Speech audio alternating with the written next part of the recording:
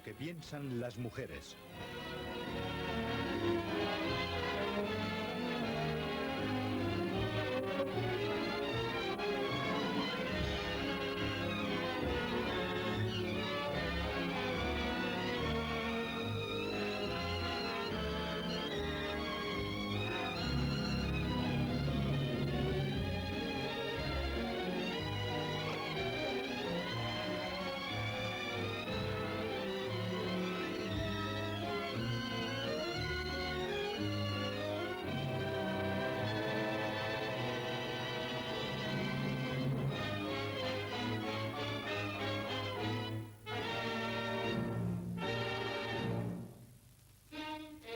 Los hombres han sido considerados justamente los amos del mundo.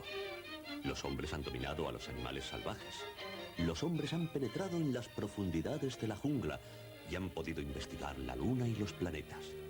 Pero sigue existiendo un lugar donde ningún hombre ha puesto el pie. Un lugar que ni siquiera ha podido ver. Lavabo de señoras.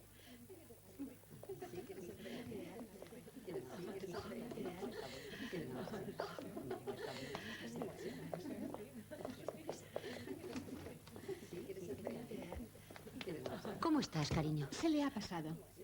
Va y viene. Qué fastidio. Creedme, no tiene importancia. Sin embargo, te pone muy nerviosa. El médico me dijo que no debía preocuparme por ello. Yo estaría preocupada. El doctor Vengar. El doctor Vengar es el médico que necesitas. No estoy dispuesta a permitir que me psicoanalicen. Vamos, Jill, debes olvidarte de los prejuicios. Soy una mujer totalmente normal. Señor, qué aburrido. Querida, no deberías hablar de esa forma ni en broma. En serio, Jill, visita al doctor Vengar. Hizo maravillas con Molly McLean. Sufría tanto de claustrofobia que ni siquiera podía subir en un ascensor. ¿Podéis imaginar lo que eso significa viviendo en un ático? ¿El doctor Vengar la curó? Supongo que sí. Leí el otro día que se fugó con un ascensorista muy guapo. Molly McLean. Sí. El 685 de Park Avenue olía a goulash cuando Colchones Universal y Muebles United estaban a punto de invadir el hogar de los Baker.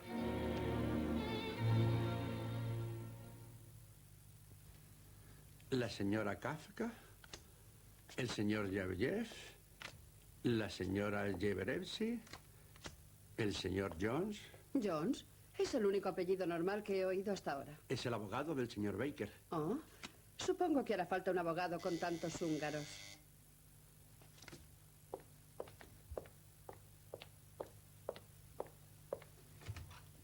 Buenas noches, señor. Buenas noches.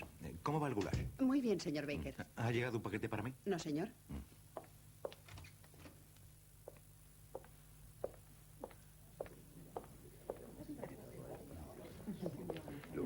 ¡Oh, es delicioso! Siéntese aquí, señora Kafka. Gracias. Y por eso somos la mejor compañía para ustedes. Es posible. Hablaremos después de cenar. Desde luego. Siéntese aquí, señor Kafka. De acuerdo. Señora Baker. Gracias, señor Kafka. Desde luego. ¿Ni siquiera Lohengrin? Sobre todo Lohengrin.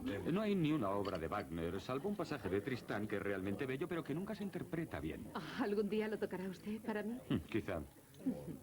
No me gustan las fresas. Oh, lo siento. Ah.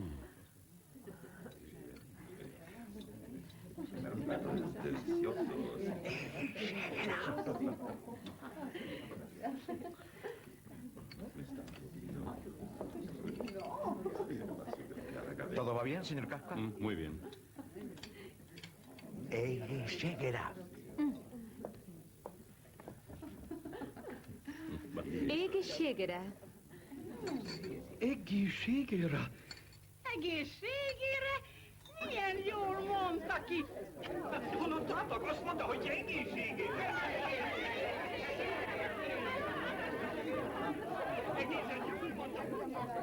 ¿Cómo se lo agradezco, señora Baker? Me ha emocionado este detalle. Esto sí es hospitalidad, señor Baker. Me ha sorprendido. ¿Dónde lo habrá aprendido? ¿Qué significa? Salud. Oh, es muy bonito. Y lo ha pronunciado perfectamente. Ignaz. Igen, szívem. Ugye milyen jól mondta ki magyarul? Igen, nagyon jó. Nagyon, nagyon. Egészségére!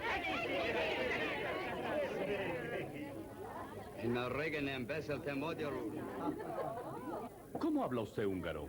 ¿Nació en Hungría?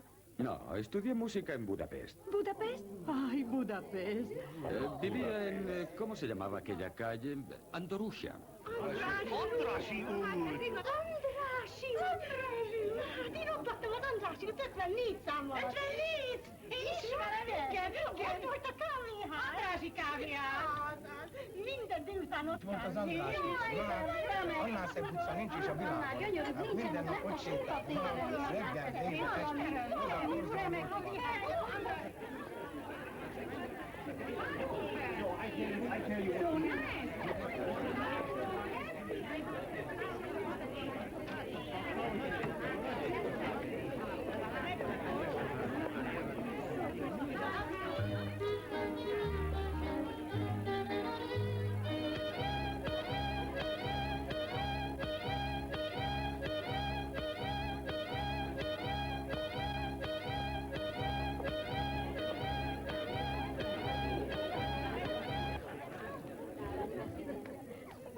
Me acaban de telefonear. Kafka almorzará con el agente de la Hudson mañana. Esta noche o nunca. ¿Y los detalles legales? En mi despacho están redactando los contratos. Bien, lo conseguiré. ¿Le ha gustado el goulash, señor Kafka? Un excelente goulash, excelente. Si sus seguros lo igualan, quizá firmemos con usted. Me alegro de que opine así. Le explicaré los detalles. Ya lo sé, Lavislav, venid. Son mis socios. Quiero que escuchéis la propuesta del señor Baker. Caballeros, seré muy breve. Por favor, tengo algo especial para ustedes. El señor Sebastián ha tenido la gentileza de acceder a tocar para nosotros. Así que si quieren sentarse... Y ya no volvió a tener hipo nunca más.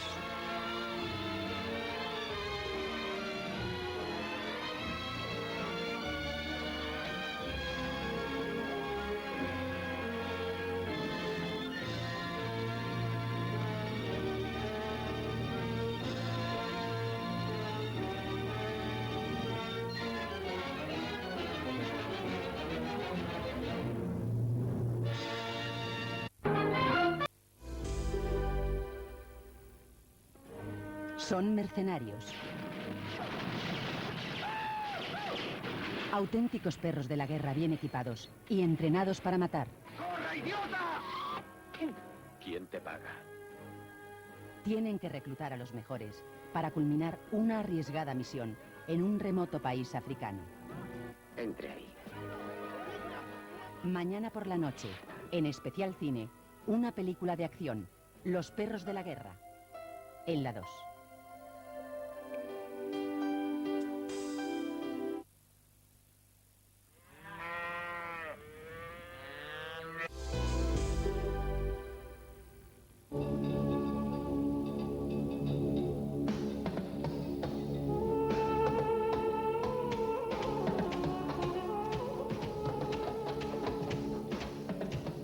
Martin Scorsese nos ofrece una visión sorprendente, una historia extraordinaria, la última tentación de Cristo.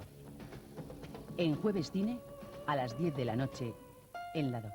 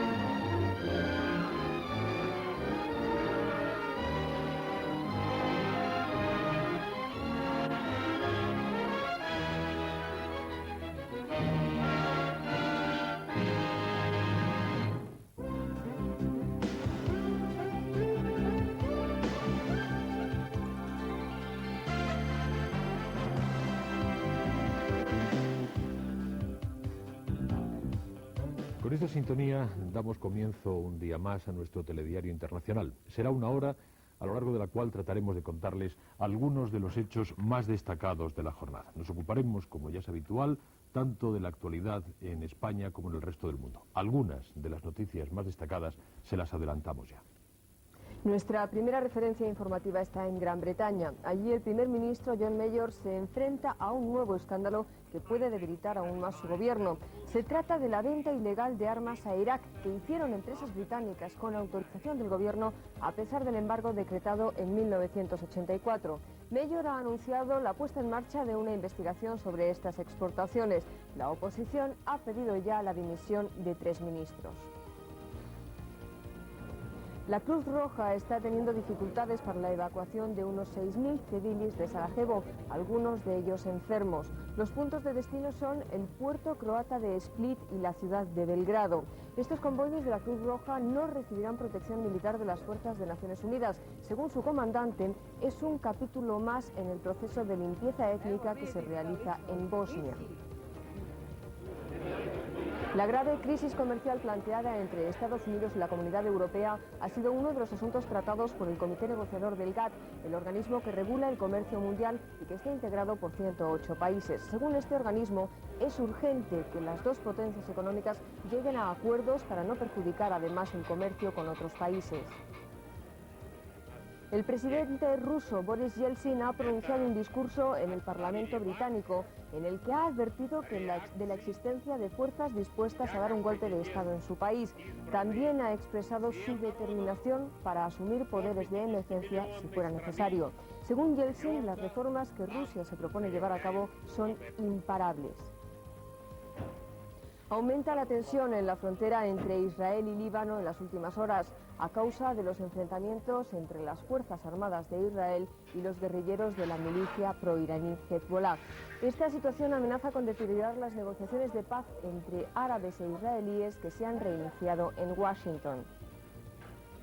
El SIDA y el lugar de trabajo es el título de un vídeo que la Unión General de Trabajadores va a distribuir por las principales empresas del país. Con él, el sindicato español lanza una campaña con la que se pretende evitar la discriminación laboral de aquellas personas que padecen la enfermedad. El vídeo narra la vida de un joven matrimonio en el que uno de los cónyuges está infectado con el virus.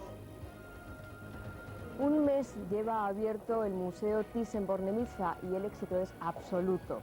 Ya han pasado por delante de estos lienzos 70.000 personas que además se han tomado mucho más tiempo para deleitarse con la exposición del que los organizadores habían previsto. Algunos fines de semana han tenido que cerrar las puertas del Palacio de Villahermosa porque ya no entraba un alma más.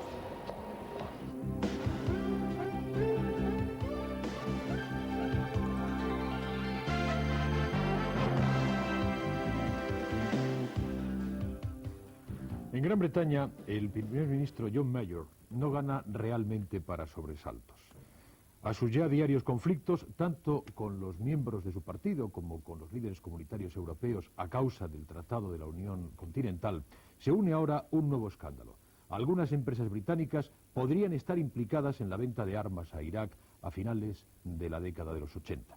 Saltándose el embargo acordado por las Naciones Unidas y lo que podría ser más grave, con el aval de miembros del gobierno. La crónica es de Victoria Martínez.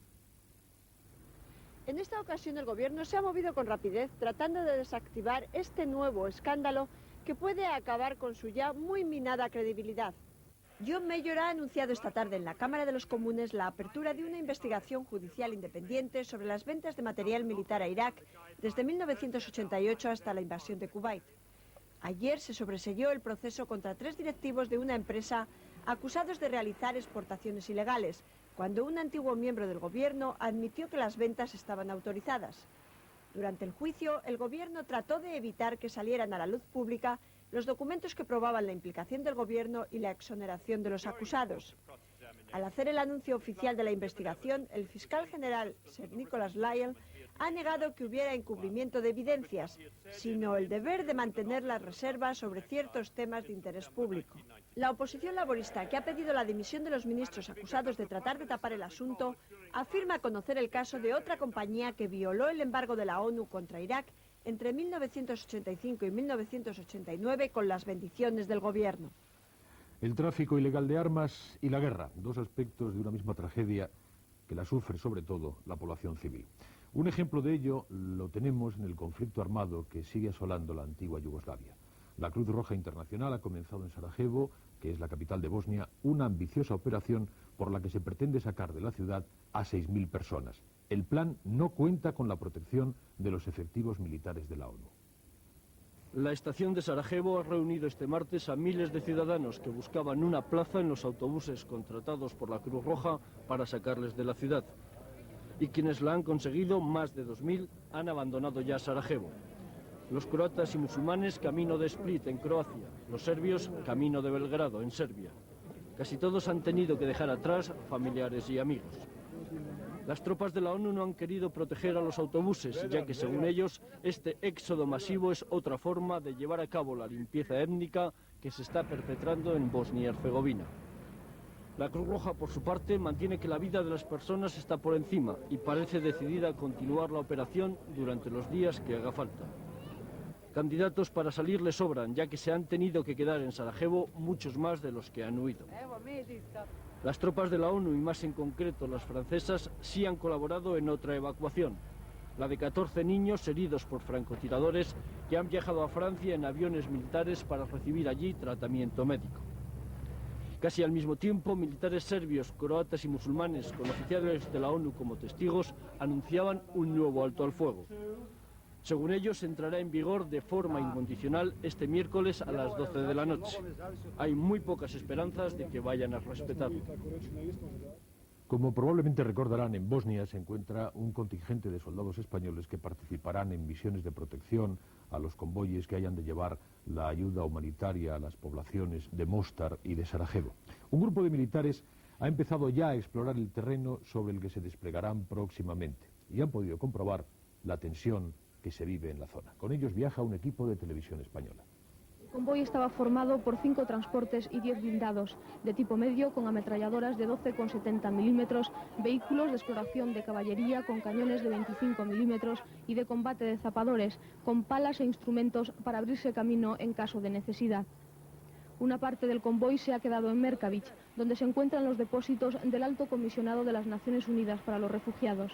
El resto siguió el camino pactado entre el general Mogrión, el coronel Zorzo y el presidente de la autoproclamada República Croata de Herceg-Bosnia, Mate Boban, máximo responsable de la zona de Mostar, donde se libran combates entre bosnios y croatas contra serbios. Los 10 kilómetros de carretera situados entre el aeropuerto militar de Mostar y los puentes sobre el Neretva, pasada la capital, se recorrieron en medio de tensiones y esporádicos bombardeos. Una columna de camiones de ACNUR que deben subir y bajar varias montañas con la ayuda humanitaria se cruzó en Grobovica. Si los soldados españoles consiguen abrir la ruta, les ahorrarán muchas horas de viaje y de peligros. El primer contingente de legionarios españoles ha llegado a Jablanica, donde instalarán su centro de operaciones avanzadas. En esta ciudad, conocida porque se sitúa en el valle del Neretva, los partisanos de Tito vencieron por primera vez a las tropas italianas y alemanes en la Segunda Guerra Mundial. El ministro de Defensa español, Julián García Vargas, no ha ocultado el riesgo que entraña para nuestros soldados este tipo de operaciones y ha lamentado el incidente en que se han visto envueltos y que afortunadamente no ha ocasionado heridos. También ha descartado la suspensión de los planes que tiene encomendados el contingente español. Este incidente no va a alterar las operaciones de protección de convoyes con ayuda humanitaria a Sarajevo, que según García Vargas se iniciarán el próximo fin de semana. De España partirán también en breve hacia Split unos barracones prefabricados para alojar durante el invierno a los legionarios que operarán en la carretera de Mostar. El ministro denunció ante la Comisión de Defensa la violación sistemática del embargo de armamento, que sigue llegando desde el exterior a los grupos enfrentados en la antigua Yugoslavia. El embargo está siendo violado y esto es algo que lo sabemos todos. Y convendría que volviéramos a estudiar una vez más las medidas a adoptar. El titular de Defensa adelantó que las Naciones Unidas estudian la posibilidad de establecer también zonas de seguridad para la población civil que huye de la guerra y es hostigada.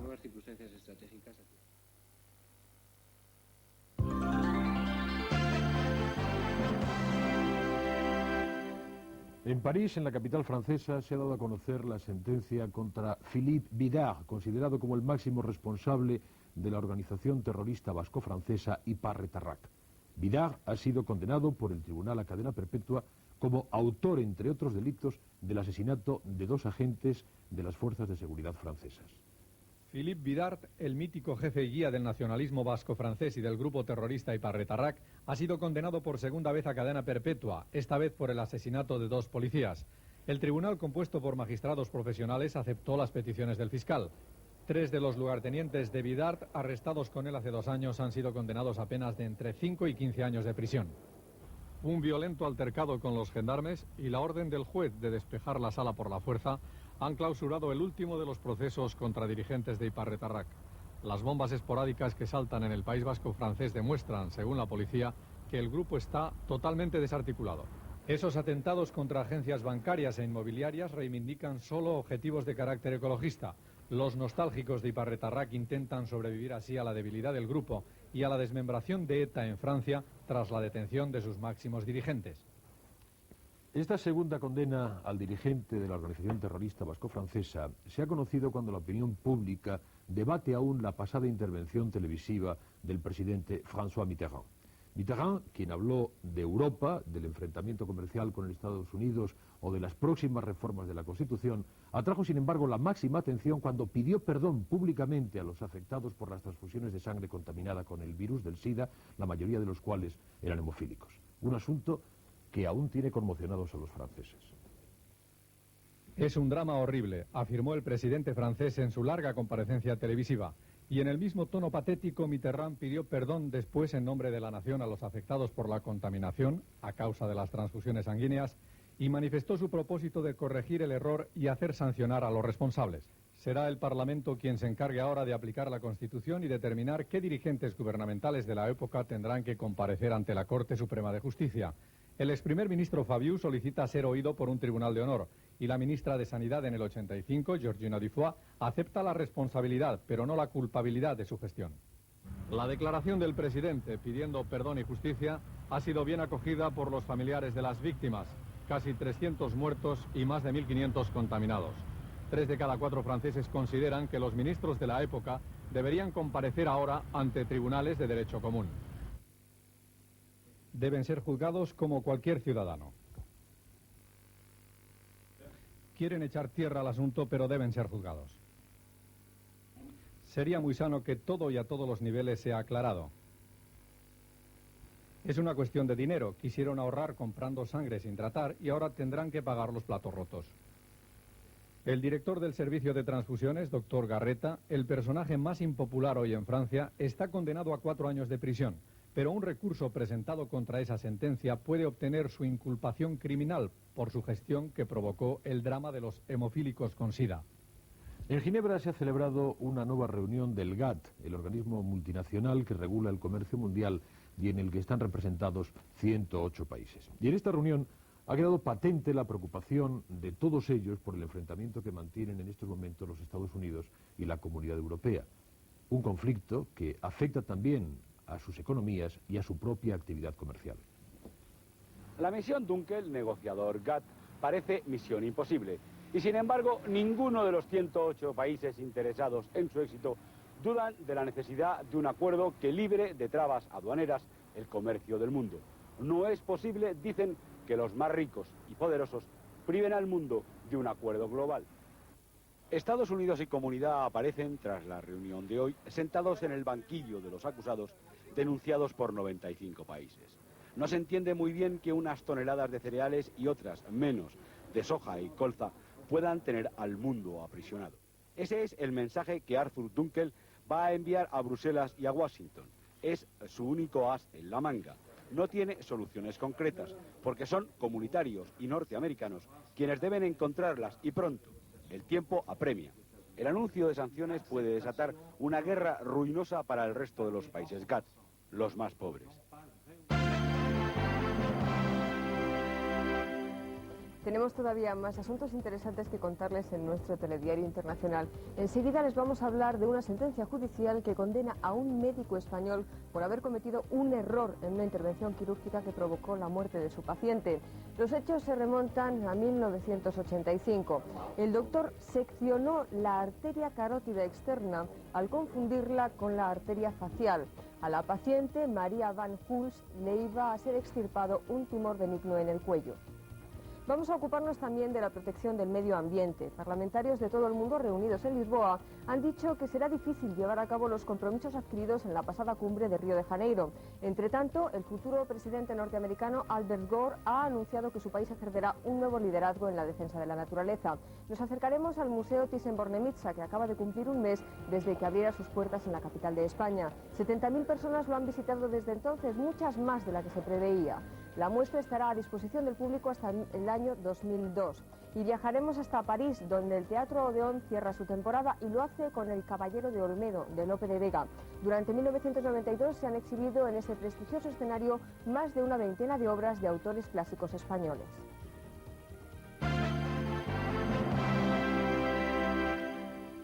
Se hace cada día más frecuente en España la llegada de casos de mala práctica médica ante los tribunales. Uno de ellos es el que se ha visto en la Audiencia Provincial de Palma de Mallorca. Un médico ha sido condenado por una falta de imprudencia con resultado de muerte. Estos son los datos. Los hechos se remontan a junio de 1985. Marja Van Hulst, de 34 años, se sometió a una operación para que le extirparan un tumor benigno en el cuello. El cirujano Francisco Tugor-Esqués seccionó la arteria carótida externa al confundirla con la arteria facial. Este error provocó la muerte posterior de la paciente debido, según la sentencia, tanto a la falta de riego cerebral provocado por la intervención quirúrgica como a la falta de cuidados en el posoperatorio y a una trombosis. La Audiencia de Palma ha condenado al doctor Francisco Tugores a indemnizar con 20 millones de pesetas a la familia de la fallecida, pero su viudo no es dinero lo que quiere. La indemnización esta yo la cambiaría por la cárcel, que es lo que a mi juicio se merece. En los últimos años se aprecia que paulatinamente van aumentando las demandas ante los tribunales por errores médicos. El año pasado, solo en el territorio gestionado por el Insalud, que cubre al 45% de la población, se presentaron más de 200 demandas ante los tribunales. Las operaciones y las deficiencias en la asistencia son las principales causas de demanda. Por tanto, son los cirujanos y los médicos de urgencias, seguidos de los traumatólogos, los especialistas más citados en los juzgados. Y también salen a la luz con preocupante frecuencia casos de malos tratos, sobre todo aquellos que están relacionados con los niños. Algunos estudios recientes llegan a contabilizar hasta 25 a lo largo del año. Detrás de estos sucesos, la historia suele ser muy similar. Sus padres acostumbran a ser adictos a las drogas, alcohólicos o desempleados. En las últimas horas, 3 ciudadanos españoles, Madrid, Barcelona y La Coruña, han sido escenarios de nuevas agresiones a menores. Mi madre no me pegaba mucho, pero cuando lo hacía muy fuerte. El que sí que me pegaba era su acompañante. Parecía que todo lo malo suyo lo quería descargar sobre mí. Tienen nombres y caras, pero la ley les mantiene en el anonimato. Son los más débiles, niños entre 6 y 12 años, para los que la violencia es todo menos una desconocida. En España, 25.000 menores reciben a diario algo más que una bofetada. Pero la violencia física no está sola. Casi la mitad de las denuncias llevan el nombre de agresión psicológica. Por encima de los 53 años y por debajo de los 20, la agresividad de los padres será mayor. Según los expertos, sus actitudes serán más negativas por su edad, o muy mayores o demasiado jóvenes. En Galicia, José Antonio, un niño de 4 años, no recibirá más palizas en esta casa. Ha ingresado en un centro de acogida de menores. En total viven en ellos más de 11.000 niños en España. En las últimas horas, una pareja ha sido detenida en Getafe, Madrid, por pegar brutalmente a su hijo de 6 años. En Barcelona, una joven de 13 no se ha callado las agresiones sexuales y los golpes de su padre. Son solo los últimos ejemplos. Ahora, de forma más breve, vamos a ofrecerles otras noticias también de interés. Los guerrilleros independentistas kurdos del partido PKK han contraatacado al ejército turco en la provincia fronteriza de Diyarbakir. Entre los objetivos conseguidos por la guerrilla kurda está esta residencia militar. Un oficial turco, 7 civiles, 6 de ellos niños y 2 policías resultaron muertos en la refriega. También un periodista resultó herido. La capital de Rumanía, Bucarest, ha quedado paralizada. Los ciudadanos han tenido que ir al trabajo a pie. Una huelga de transportes ha colapsado la capital. Taxistas y conductores de autobuses y de camiones han parado en señal de protesta por la subida del precio de los combustibles anunciada por el gobierno. Los huelguistas han asegurado que se mantendrán en su postura mientras el gobierno no les asegure que no subirá la gasolina. Toyota, la ciudad japonesa, es a este país lo que Detroit a Estados Unidos. La ciudad se ha llenado de visitantes para ver los automóviles del futuro. Los diseños más atrevidos compiten con los utilitarios más pequeños que la mente humana pueda imaginar. En plena crisis del sector automovilístico, los japoneses apuestan por lo práctico y por lo vanguardista, con lo que aspiran, como siempre, a acopar el mercado. Se dice, y hasta ahora con razón, que el latín era una lengua muerta, pero las cosas han cambiado para la madre de muchas lenguas que se hablan y escriben en el planeta Tierra. En Helsinki, la capital de Finlandia, unos periodistas han resucitado el latín. Las imágenes muestran a estos profesionales contracorriente trabajando en su programa de radio, el único en el mundo que emite en la lengua que inmortalizó Ovidio.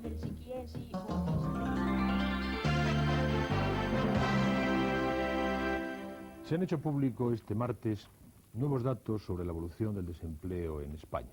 El pasado mes de octubre se registró el mayor aumento desde 1986. En concreto, han sido 76.757 personas más las que han acudido al Instituto Nacional de Empleo en demanda de trabajo. Uno de los motivos para este aumento del paro ha sido el fin de la temporada turística y de los acontecimientos que, como la Expo de Sevilla, favorecían el empleo, sobre todo en Andalucía.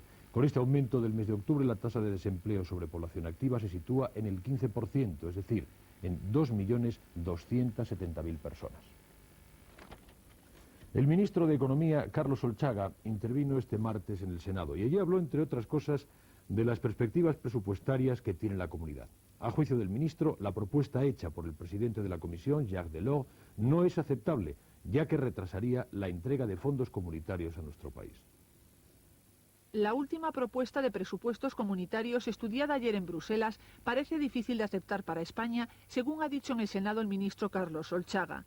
El plan de los dos aumenta el dinero destinado a los fondos de cohesión de 10.000 a 15.000 millones de ecus, pero se reparten en 7 años y no en 5, con lo que habrá menos dinero en los 2 próximos años.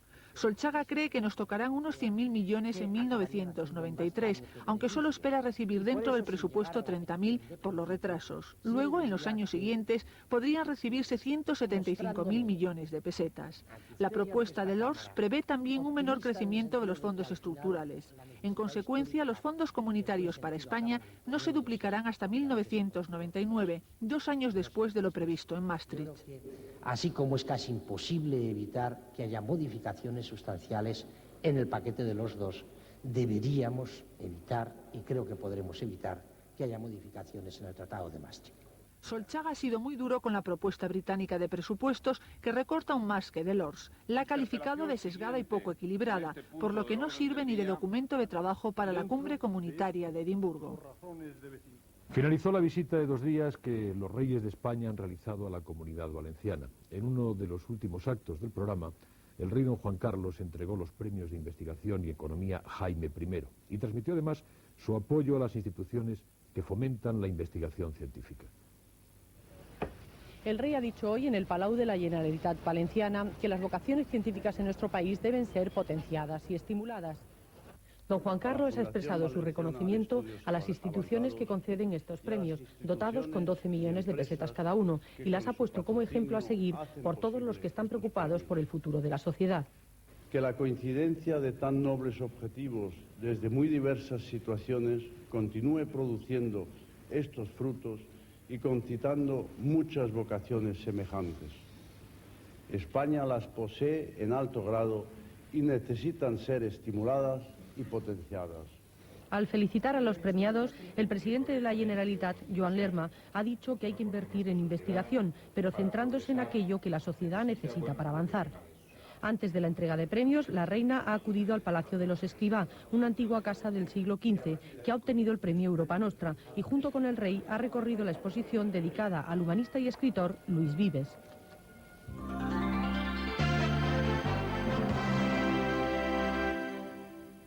El futuro vicepresidente de los Estados Unidos, Albert Gore, ha anunciado que su país está dispuesto a ejercer un nuevo liderazgo en la protección del medio ambiente. Así por lo menos lo ha comunicado a los participantes en una reunión que se celebra en Lisboa sobre equilibrio medioambiental. Sin embargo, en esta reunión no todo han sido noticias esperanzadoras. Al parecer, va a ser muy difícil poder cumplir con los compromisos adquiridos en la pasada cumbre de Río de Janeiro. No se han concretado todavía medidas para evitar la destrucción de las grandes masas forestales, no se regula la importación de maderas preciosas, ni se limita suficientemente la producción de fluocarbonatos y se extiende, por tanto, el agujero de ozono. No se cumplen, según ellos, los acuerdos de la ECO 92 en el mundo ni en la Comunidad Europea. No hay programas nacionales de implementación de las conclusiones de Río de Janeiro, no hay propuestas no presupuesto de la Comunidad Europea para 93 para implementación de Río de Janeiro, y así nosotros no estamos nada contentos, nada satisfechos. Y aunque en su criterio la cumbre de Río torpedeada por Bush alcanzó acuerdos parciales e insuficientes, es preciso aplicarlos a nivel planetario si se quiere invertir la actual tendencia de degradación del equilibrio ecológico. Los asistentes a esta sexta asamblea de Globe, americanos, japoneses, europeos y por vez primera y soviéticos, como el exministro de Gorbachev Vorontsov, son pesimistas en su análisis del resultado de acciones acordadas en Río sobre la energía y cambios climáticos. La siguiente información que vamos a ofrecerle da cuenta de la creciente afición por el arte en nuestro país. Hace justo un mes se inauguró en Madrid el Museo Thyssen-Bornemisza y ya lo han visitado 70.000 personas. Los responsables de la fundación que gestiona esta muestra están sorprendidos porque con esta cifra se supera ampliamente todas las previsiones iniciales. La exposición podrá verse en España por lo menos hasta el año 2002. Más de 1.500 personas por día, que el fin de semana llegan a 4.000. A este ritmo de visitas ha vivido su primer mes el Museo Thyssen-Bornemisza, que en ocasiones ha tenido que cerrar la entrada para no verse desbordado. Además de la afluencia, destaca el grado de interés de los visitantes. Uno de los datos que más nos ha sorprendido es que el visitante medio tarda en recorrer el museo entre hora y media y 2 horas, cuando nosotros habíamos pensado que tardara no más allá de 45 minutos. Las primeras horas de la mañana son las preferidas. Solo un 20% son estudiantes o gente mayor, de modo que el 80% paga la entrada ordinaria de 600 pesetas. Para saber más cosas del público, más adelante se elaborará un cuestionario